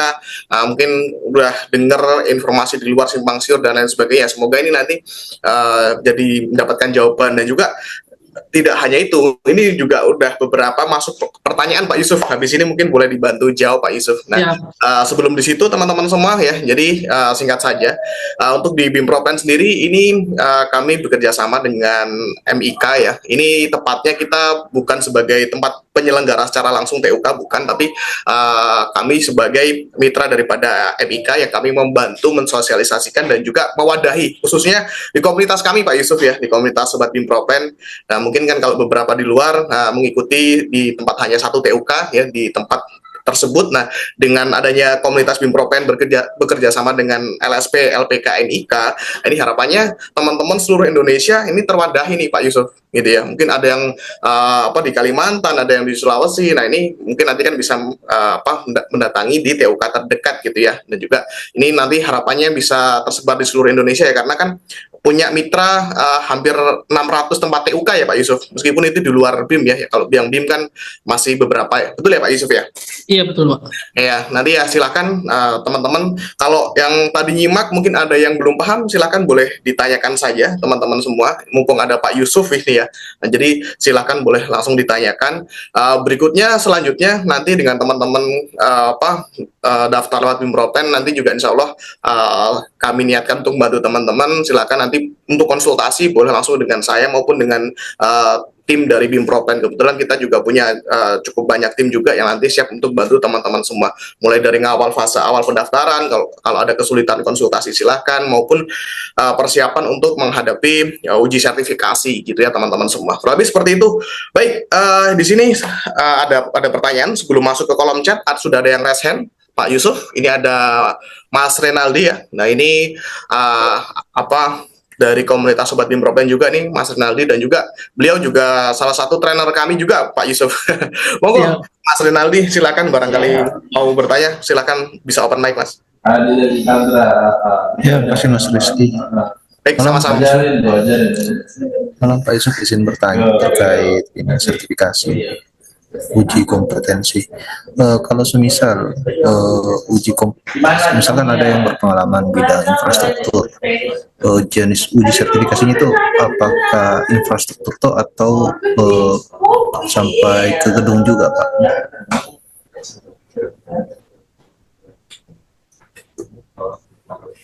oke, siap Pak Renaldi. Ya. Bisa langsung saya jawab. Pak Rizky izin? Boleh silakan Pak, langsung dijawab saja Pak. Siap.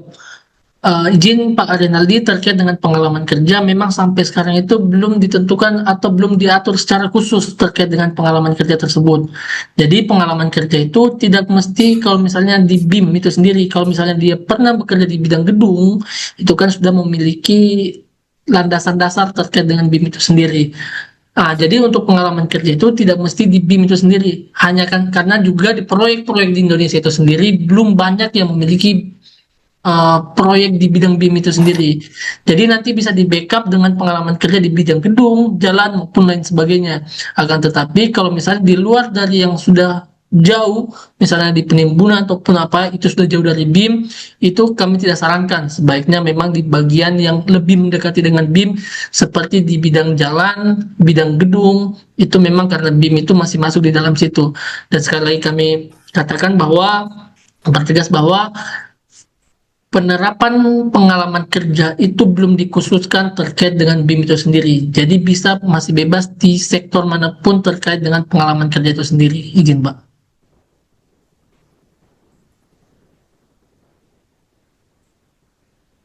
Bagaimana Mas Renaldi?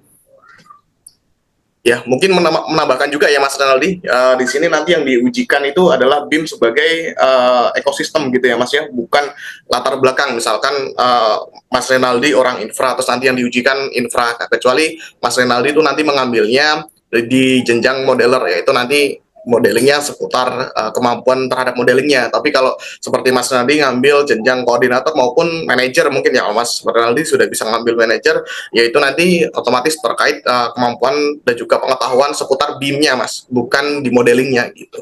Berarti seperti itu. Baik itu nanti persyaratan mulai dari dokumen dan lain sebagainya gitu.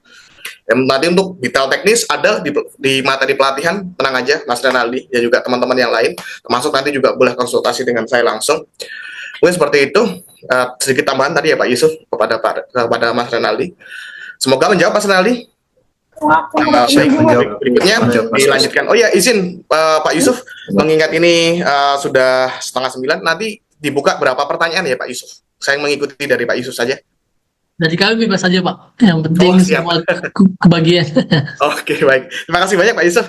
Ya, ini ada pertanyaan Pak. Ini dari Pak Abdan. Mau nanya, jadi saya punya SKK jenjang 7 bangunan gedung dan jenjang 6 pelaksana lapangan perkerasan beton. Apakah masih bisa ambil SKK BIM? Ya, jadi udah punya SKK jenjang 7 Pak ahli. Ahli muda gitu ya. Nah, ini apakah masih bisa ngambil SKK BIM? Jabatan kerjanya apa tadi Mas? Izin? Ya, di kolom chat mungkin Pak boleh sambil buka juga nggak apa-apa. Kalau nggak saya bacakan ya Pak. Jadi mau nanya, saya punya SKK jenjang 7 bangunan gedung dan jenjang 6 pelaksana lapangan perkerasan beton. Apakah masih bisa ambil SKK BIM gitu? Izin terkait dengan pengambilan SKK tersebut, kalau misalnya sudah memiliki SKK ahli seperti yang diterangkan tadi yang tertera di Permen 8 tahun 2022, bahwa kalau misalnya teman-teman sudah memiliki SKK di bidang ahli, tapi kalau misalnya mau mengambil di bidang teknisi atau analis di bidang sipil, di bidang BIM itu sendiri, itu masih bisa terbuka celahnya. Akan tetapi kalau misalnya mau ambil sama di bidang ahli, itu sudah nggak bisa, itu tertutup. Akan tetapi teman-teman semua perlu diketahui juga bahwa kami dari Lembaga Sertifikasi Profesi dan juga I2MI akan terus menyuarakan terkait dengan BIM itu sendiri agar bisa menyatu ke seluruh kualifikasi, entah dia di sipil ataupun lain sebagainya. Tak akan tetapi untuk sekarang itu masih terkunci. Jadi untuk sekarang masih belum bisa mengambil dua kualifikasi atau klasifikasi yang berbeda di bidang ahli itu sendiri. Baik, jadi mungkin kesimpulannya kalau sudah punya jenjang 7 ke atas, dia masih bisa ngambil, tapi jenjang BIM-nya yang jenjang 6 ke bawah gitu ya. Kalau enggak, Ya. jenjang 7 ke atas yang sebelumnya itu hangus gitu, kurang lebih seperti itu ya untuk saat ini ya Pak Yusuf. Iya, itu masih bisa digunakan jenjang 7-nya, akan tetapi yang buat jenjang 7 ke depannya itu udah nggak bisa lagi di bidang BIM-nya, hanya di bagian 6 ke bawah. Ya, baik. Siap, jadi nggak bisa double ahli ya Pak ya? Iya, betul. Baik, terima kasih banyak Pak Yusuf. Berikutnya ada pertanyaan lagi Pak, ini dari Pak Rizky Hendra. Izin bertanya Pak, terkait SKK yang sudah dijelaskan tadi, jika seseorang mempunyai SKK BIM, baik koordinator, drafter, atau modeler, menyambung dengan penjelasan SKK teknis atau jalan, apakah SKK BIM itu menyebutkan penjelasan teknis terkait terkait disiplin teknis tertentu, misalkan SKK BIM struktur jalan, bangunan, gedung, seperti itu dan lain sebagainya. Nah, ini mungkin seperti pertanyaannya Mas Renaldi tadi ya. Ini mungkin izin saya skip aja ya Pak, tadi kan sudah dijawab ya. Jadi tidak spesifik modeling ya, kecuali teman-teman memang ambil modeling, dan modeling itu pun yang diuji adalah kemampuan dalam modelingnya. Tapi kalau SKK BIM ya pengetahuan teman-teman terhadap BIM-nya gitu ya. BIM ini ekosistem ya. Jadi mungkin kalau teman-teman mungkin ada 1-2 yang belum mengerti BIM, boleh juga ya, kita pernah bikin event namanya event ngobim sama terkait apa itu BIM dan juga CDE. Nah, teman-teman boleh cek deh ya. Mungkin karena sebagian teman-teman tuh masih ngertinya BIM itu sebagai 3D model Pak Yusuf. Nah, nanti mungkin buat teman-teman yang pengen ngerti BIM secara ekosistem, boleh deh cek YouTube kita ya di event ngobim BIM bukan sekedar 3D model dan apa itu CDE gitu ya. Boleh dicek. Berikutnya ada pertanyaan lagi. Sebelumnya perkenalkan, saya Diana Evelyn, fresh graduate dari Prodi Teknik Sipil UM. Baik, Pak izin bertanya, saya memiliki SKK kualifikasi teknis, manajer lapangan, pelaksana gedung, dan juga SKK teknis analis manajer konstruksi PAM. Apakah masih bisa mengambil sertifikasi BIM? Nah, ini mungkin juga sudah dijawab tadi ya, sesuai dengan pertanyaannya Pak Abdan tadi ya. Nah, ini bisa boleh dicek. Jadi, kalau yang masih teknis, masih bisa tuh ngambil yang SKK ahli BIM gitu ya Pak Yusuf ya. Tapi Iya, kalau sudah betul. punya yang SKK ahli sebelumnya, ini harus dicabut untuk sementara ini ya. Tapi harapannya ke depan ada regulasi yang bisa melonggarkan lah gitu. Karena kan BIM ini sebetulnya dia bisa masuk ke semua lini ya. Dia aja dari teknik sipil bisa masuk, arsitek bisa masuk, elektrikal bisa masuk. Semoga saja nanti disuarakan juga di asosiasi MIK ya. Di sini juga sepertinya ada Pak Ketua Umumnya juga, Pak Erika. Izin saya menyapa Pak Erika. Nah, baik, selanjutnya izin juga di berikutnya ada pertanyaan dari Pak Zainul Syam. Nah, saya adalah lulusan S1 Perencana Wilayah dan Kota PWK yang bermaksud mengajukan SKK PWK sebagai kompetensi utama sesuai latar belakang pendidikan saya. Dalam rangka penguatan kompetensi profesional, saya juga berencana mengajukan SKK GIS dan SKK BIM sebagai pendukung di bidang analisis spasial dan permodelan. Sehubungan dengan hal tersebut, mohon kiranya diberikan penjelasan apakah kepemilikan lebih dari satu SKK, khususnya SKK PWK, SKK GIS, dan SKK BIM diperbolehkan sesuai ketentuan yang berlaku. Selain itu, saya juga memohon informasi terkait urutan pengambilan yang disarankan, jenjang kompetensi yang sesuai, serta jeda waktu antar SKK apabila ada. Mungkin seperti itu, Pak. Jadi pertanyaannya, apakah bisa memiliki SKK lebih dari satu, yang dia sebutkan SKK PWK, SKK GIS, SKK BIM, dan juga apabila mungkin diperbolehkan, berikutnya mungkin urutannya seperti apa gitu, Pak. Mungkin boleh langsung dijawab saja, Pak. Oke, siap. Terima kasih. Izin Bapak terkait dengan pertanyaan ini, memang SKK PWK, GIS, dan SKK BIM itu klasifikasinya semua berbeda. SKK PWK masuk di PWK itu sendiri, SKK GIS ini masuk di sipil. Ada juga di PWK, tapi ada juga di sipil. Dan juga SKK BIM itu sendiri, dia klasifikasinya berbeda. Memang dari pertanyaan-pertanyaan yang tadi ini, sebenarnya banyak yang sama pertanyaannya, tapi memang ini harus dijelaskan bahwa PWK dan kami sampai sekarang ini belum sama sekali untuk bisa digabungkan terkait dengan SKK itu tersebut. Jadi kalau misalnya Bapak sudah mempunyai SKK di bidang PWK atau SKK di bidang GIS, itu di bidang PWK dan GIS itu masih bisa digabung. Ataupun PWK ke BIM itu masih bisa digabung, akan tetapi di kualifikasi teknisi atau analis. Tapi kalau untuk ketiganya langsung diambil, itu nggak bisa karena memang terbatas. Karena PWK, GIS, dan BIM itu memiliki 3 LSP yang berbeda, 3 klasifikasi yang berbeda secara keseluruhan. Jadi memang kalau misalnya sama seperti peraturan tadi, Permen 8, bahwa kalau misalnya sudah memiliki jenjang ahli di bidang PWK, itu nggak bisa lagi ngambil ahli di GIS maupun di BIM. Tapi kalau misalnya di analis, PWK itu masih bisa diambil di GIS ataupun di BIM. Jadi memang Bapak harus memilih di mana mau fokuskan jenjang karirnya. Entah itu di BIM, entah itu di PWK ataupun di GIS. Tapi kami harapkan semoga dari sektor pemerintah juga akan membuat regulasi terbaru terkait dengan Permen nomor 8 itu agar BIM ini bisa bergabung kemana saja. Nah, itu mungkin izin Bapak. Ya, baik Pak Yusuf. Berikutnya lagi di sini ada pertanyaan dari Pak Angger dan Pak Fadil. Ini karena pertanyaannya adalah terkait persyaratan dasar, itu sudah ada di link pendaftaran, boleh dicek langsung saja Pak, sudah ada keterangannya. Dan tadi juga sudah dijelaskan oleh Pak Yusuf, nanti recordingnya juga ada, bisa dicek. Izin saya lanjutkan lagi. Berikutnya ada Pak Andika. Izin bertanya Pak, saya jurusan S1 Teknik Geofisika dan sudah kurang 5 tahun bekerja di bidang proyek konstruksi infra sebagai BIM engineer atau modeler. Saya pernah melihat list-list detail jurusan yang dapat mengikuti SKK BIM, tetapi tidak ada teknik geofisika. Apakah berarti saya tidak bisa mendaftar SKK BIM? Mohon informasinya Pak, terima kasih. Mungkin boleh langsung dijawab Pak. Jadi Pak Andika ini sudah bekerja 5 tahun di bidang BIM, Pak. Nah, tapi beliau punya latar belakang jurusan S1 teknik geofisika, Pak. Namun secara di list jurusan itu tidak ada untuk jurusan teknik geofisika, Pak. Nah, ini bisa ngambil SKK BIM atau tidak? Mungkin boleh langsung dijawab, Pak Yusuf.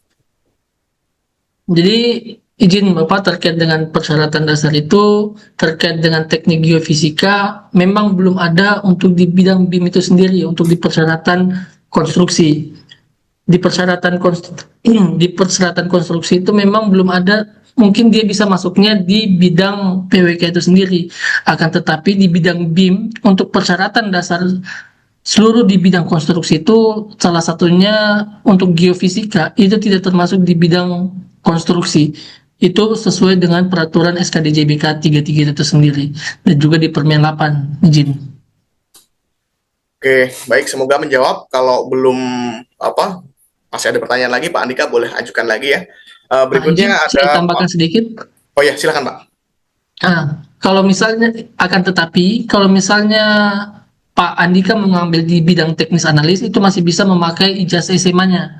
Ijazah SMA atau ijazah SMK nanti bisa mengambil di jenjang 5. Itu di bagian pengawasnya. Kalau misalnya dikarenakan S1 Teknik Geofisika masih belum bisa, akan tetapi kemungkinan di tahun depan kalau misalnya ada regulasi yang telah berubah untuk Teknik Geofisika itu sendiri, bisa mengambil di bidang BIM sampai dengan jenjang 8. Akan tetapi untuk sekarang karena regulasinya masih sama, masih belum berubah, itu masih bisa Pak Andika mengambil di bagian teknik analis. Itu di jenjang maksimal di jenjang 5. Izin. Baik, terima kasih Pak Yusuf atas penjelasannya. Berikutnya ada pertanyaan lagi.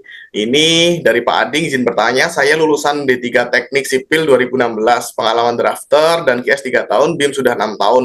Saya mau mengambil SKK BIM jenjang saat ini, bisa apa ya? Oke, ini bisa langsung cek di persyaratan saja ya, ini mungkin ya Pak ya. Izin saya lanjutkan lagi, karena ini sudah ada ya di persyaratan di link, nanti boleh dicek Pak Ading ya. Nah, ini nanti bisa dicek langsung saja.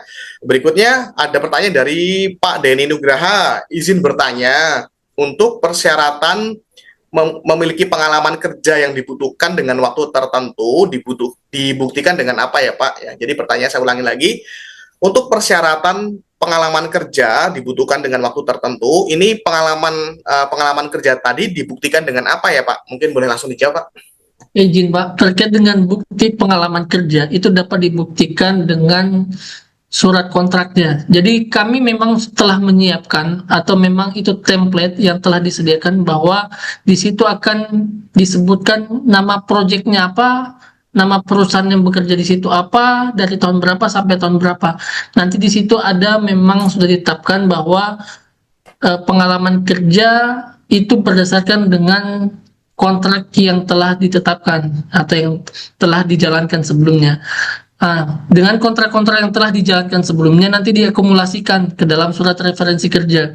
Itu nanti akan kami berikan dan di situ nanti bisa diisikan terkait dengan pengalaman kerja yang pernah dikerjakan. Akan tetapi memang ada beberapa pertanyaan-pertanyaan sebelumnya juga bahwa apakah dalam satu proyek itu atau 2 proyek 2 bulan dan 4 bulan itu terhitung 1 tahun ataukah tidak. Di situ memang tidak terhitung 1 tahun dikarenakan proyek yang berbeda yang terakumulasi dalam 1 tahun itu, kecuali dalam satu proyek langsung terakumulasi 6 bulan plus 1 hari. Itu juga memang sudah relaksasi dari pemerintah melalui Permen nomor 8 tahun 2022. Kalau misalnya 2 proyek yang berbeda itu tidak bisa terakumulasi, hanya khusus 1 proyek aja. Izin. Oke, baik, terima kasih Pak Yusuf atas penjelasannya. Nah, berikutnya ini ada sekitar 3 pertanyaan lagi Pak, kurang lebih. Ini dari Pak Kristop. Ini izin bertanya, untuk SKK BIM sudah diatur regulasinya ya. Bagaimana terkait dengan billing rate untuk yang ber-SKK BIM? Soalnya kan dalam persyaratan ada SKK lain juga yang jadi pilihan untuk bisa digugur jadi pilihan jika sudah melebihi persyaratan kuota SKK. Ini saya secara pertanyaannya mungkin Pak Yusuf apakah sudah menangkap Pak? Saya kok agak kurang menangkap dari pertanyaannya ya Pak. Yang dimasuk oleh jadi izin Pak terkait dengan SKK-nya itu, kalau misalnya sudah memiliki 5 SKK, itu bisa digugurkan 1 SKK, dilakukan pencabutan, baru dibuat SKK yang lain atau SKK penggantinya. Jadi memang sudah, kalau misalnya sudah 5 SKK, pada saat pengajuan lagi, itu akan ketolak by sistem. Bukan dari kaminya menolak, tapi sistemnya yang menolak dari sikinya. Jadi kalau misalnya sudah memiliki 5, mau mengambil lagi yang lain, bisa kontak ke LSP-nya. LSP penerbit SKK itu. Karena yang berhak mencabut SKK itu LSP penerbitnya. LPJK selaku sektor dari pemerintah tidak berhak untuk melakukan pencabutan. Yang melakukan pencabutan itu dari LSP penerbitnya. Nah, itu juga memang perlu dicek kepada teman-teman semua atau Bapak Ibu semua terkait dengan kepemilikan SKK-nya itu. Di situ juga bisa dicek ke website LPJK, karena ini juga perlu saya cerita sedikit terkait dengan pengalaman-pengalaman sebelumnya, bahwa sertifikat kompetensi kerja ini banyak yang dibuatkan oleh orang lain tanpa sepengetahuannya. Itu bisa dicek melalui portal LPJK. Di website LPJK, nanti di situ tinggal dimasukkan NIK, langsung di search semua SKK, itu bisa dicek dari LSP mana terbitnya, kapan terbitnya, itu bisa dicek, kapan berakhirnya itu bisa dicek. Jadi teman-teman semua, kalau yang mempunyai SKK lebih bisa dicek, takutnya nanti pada saat pengajuan SKK itu sudah memiliki 5 SKK, dan itu tidak bisa dilanjutkan dalam pembuatan SKK yang baru lagi, kecuali dicabut dulu, baru dilakukan pembuatan SKK selanjutnya. Baik, terima kasih banyak Pak Yusuf atas penjelasannya. Di sini ada lanjutan lagi dari Pak Christoph. Ini tambahan, jika sudah memiliki jenjang ahli BIM atau BIM Manager, apakah bisa juga menjadi persyaratan untuk mengambil kualifikasi Project Manager? Oh, Masih ini yang ditanyakan kayaknya, kalau sudah punya sertifikat SKK BIM Manager, apakah bisa mengambil kualifikasi sebagai project manager untuk project? Ya, ini mungkin kembali ke persyaratan projectnya masing-masing ya. iya betul. Berikutnya lagi ada pertanyaan dari Pak Abdi Alif Rahman, mau tanya, untuk biaya yang ditampilkan tadi sudah include dengan SKK atau hanya pelatihan? Ya, mungkin izin Pak Yusuf, saya menjawab ya. Ini yang ditampilkan tadi itu sudah biaya keseluruhan, Pak. Ini bukan pelatihan di BIMPROPEN ya, ini di MIK, Pak. Jadi kami ini membantu memfasilitasi teman-teman semua, ini dengan harga dasar gitu ya teman-teman semua. Jadi teman-teman dengan biaya seperti tadi itu sudah include semua, termasuk nanti kalau teman-teman bingung silahkan kontak saya aja, apa aja yang harus teman-teman siapkan dari awal sampai akhir, sampai persiapan untuk presentasi, sampai persiapan untuk uji SKK.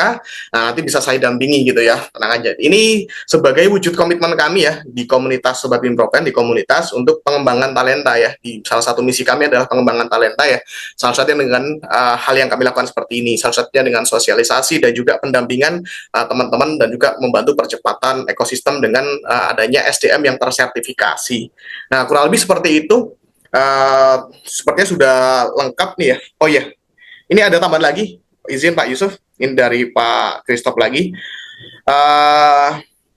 Izin Bapak, maksud kami billing rate untuk tenaga konstruksi kan ada yang dikeluarkan Indo, juga ada yang Permen PU. Apakah untuk SKK BIM juga sesuai itu? Oh, kalau yang terkait billing rate ada Pak, nanti saya coba share di grup ya Pak ya. Sudah ada, nanti kami coba share. Mungkin kalau ada pertanyaan lain lagi boleh open mic Pak Christoph, Pak Chris ya, boleh open mic ya. Nah, mungkin teman-teman, apakah ada pertanyaan lainnya lagi? Oh iya, dan juga sebelumnya izin, ini saya baru cek ya, ada Pak Erika Ferdinata, beliau sebagai Ketua Umum dari Asosiasi BIM di Indonesia, yaitu Asosiasi I2MI atau Inovasi Informasi Model Indonesia ya. Nah, ini juga langkah awalnya dulu saya sempat diskusi dengan beliau, Pak Erika, untuk bagaimana sosialisasi pengembangan SKK, dan baru malam ini kami selenggarakan. Pak Erika izin, semoga ini jadi manfaat buat semuanya. Izin Pak Erika, apakah Bapak bisa stay Pak? Mungkin boleh join juga Bapak. Atau izin Pak Erika, apakah di sana bisa open mic Pak mungkin? Oke, mungkin, atau mungkin Pak Erika masih ada kesibukan yang lain ya. Mungkin saya cukupkan juga di sini. Mungkin teman-teman, oh ya, ini ada yang bertanya untuk wilayah silahkan boleh dicek ya, boleh dicek di website kami. Nanti selebihnya kalau nggak ada pertanyaan setelah ini kami tutup. Oh ya, izin Pak Yusuf, ini ada satu pertanyaan, apakah mau dijawab Pak? Oh, sebentar. Ini ada pertanyaan, Pak. uh, Angga, dari Pak Angga. Perkenalkan, saya Angga, sekarang bekerja di perusahaan kontraktor luar yang proyeknya di Indonesia. Saya berminat bekerja di luar negeri, mau bertanya bagaimana keterkaitan antara SKK BIM di Indonesia dengan standar internasional seperti ISO 19650. Apakah ada rencana harmonisasi agar kompetensi SKK BIM diakui secara global? Monggo boleh dijawab Pak Yusuf. Baik, terima kasih Pak. Memang sampai sekarang ini Badan Nasional Sertifikasi Profesi itu sebenarnya berstandar nasional dan internasional. Kalau secara sertifikat, akan tetapi memang ada beberapa proyek di Indonesia. Memang kemarin juga ada yang minta di sini bahwa dia datang ke Indonesia hanya mengambil SKK dan untuk dia bekerja di Malaysia. Tapi itu juga memang sesuai dengan persyaratan dari perusahaan atau owner dari proyek tersebut. Apakah dia mewajibkan memiliki SKK, membolehkan memiliki SKK, ataukah memiliki ISO itu sendiri. Karena tiap persyaratan pada proyek itu berbeda-beda. Kadang ada yang minta sesuai dengan ini, ada yang minta sesuai dengan ini. Akan tetapi dengan adanya SKK itu sendiri menjadi nilai tambah, menjadi nilai plus, karena itu memang dibuktikan secara itu tidak hanya dari LSP aja, tapi dibuktikan oleh negara dan semua secara lisensi itu dia terdata dari LPJK, BNSP maupun LSP. Jadi secara legalitas dia sah di lingkup secara nasional dan juga kemarin itu ada dari Arab juga datang ke sini untuk mengurus SKK itu sendiri. Tapi mengambilnya di bidang growthing, di bidang sipil. Dia juga memang itu untuk mengambil di bidang sipil untuk sebagai persyaratan untuk mengerjakan proyek di luar negeri. Itu juga memang terkait dengan persyaratan dasar itu dari owner masing-masingnya Pak, izin terkait dengan proyeknya itu. Baik, terima kasih banyak Pak Yusuf, dan juga saya ucapkan terima kasih banyak juga kepada Pak Erika dan juga rekan-rekan dari para pengurus di Asosiasi I2MI Warna Senior. Saya ucapkan terima kasih banyak atas kehadirannya, dan juga kepada rekan-rekan Sobat Bipropen semua ya, di komunitas Sobat Bipropen, terima kasih banyak yang sudah hadir, dan juga tak lupa saya ucapkan terima kasih banyak juga, terima kasih yang sangat luar biasa juga, apresiat kepada Pak Yusuf juga Pak, yang telah berkenan meluangkan waktunya untuk memberikan sharing dan juga sosialisasi terkait sertifikasi SKK BIM. Saya ucapkan terima kasih banyak Pak Yusuf. Ya, sama-sama Pak Rizky. Di sini untuk malam hari ini secara agenda kita cukupkan, sepertinya sudah jam 9 malam juga. Sekali lagi saya ucapkan terima kasih banyak pada rekan-rekan semua. Mungkin kurang lebihnya dari yang bisa saya sampaikan, saya mohon maaf apabila mungkin dari tutur kata saya mungkin ada yang kurang berkenan, kami mohon maaf yang sebesar-besarnya. Nanti untuk recording nanti akan segera kami share juga. Ini untuk yang live YouTube mungkin kualitasnya sedikit berkurang, nanti akan segera kami susulkan lagi, upload ulang yang kualitasnya lebih baik ya dari hasil record Zoom secara langsung. Mungkin seperti itu. Sekali lagi terima kasih banyak Pak Yusuf dan juga rekan-rekan semua. Mungkin sebagai moderator tadi juga dibuka oleh ada host dari Mas Hayatul Hibzan. Saya kembalikan kepada Mas Hayatul Hibzan, dan juga akhir kata saya ucapkan terima kasih banyak, selamat malam dan wassalamualaikum warahmatullahi wabarakatuh. Waalaikumsalam. Mas Hibzan, saya kembalikan waktu dan tempatnya.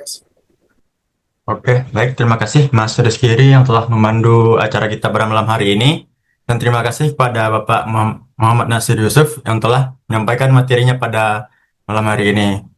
Saya sebagai moderator minta maaf sebesar-besarnya apabila ada kesalahan kata atau perbuatan, dan terima kasih banyak kepada semua rekan-rekan peserta ngobim pada malam hari ini yang telah mengikuti dari awal sampai akhir. Akhir kata saya tutup acara ngobim kita pada malam hari ini. Saya tutup. Assalamualaikum warahmatullahi wabarakatuh. Waalaikumsalam warahmatullahi wabarakatuh. Baik, makasih Pak Erika atas kedatangannya Bapak. Ya, baik, terima kasih banyak rekan-rekan semua. Terima kasih banyak Pak Yusuf. Ya, izin live. Sama-sama Pak.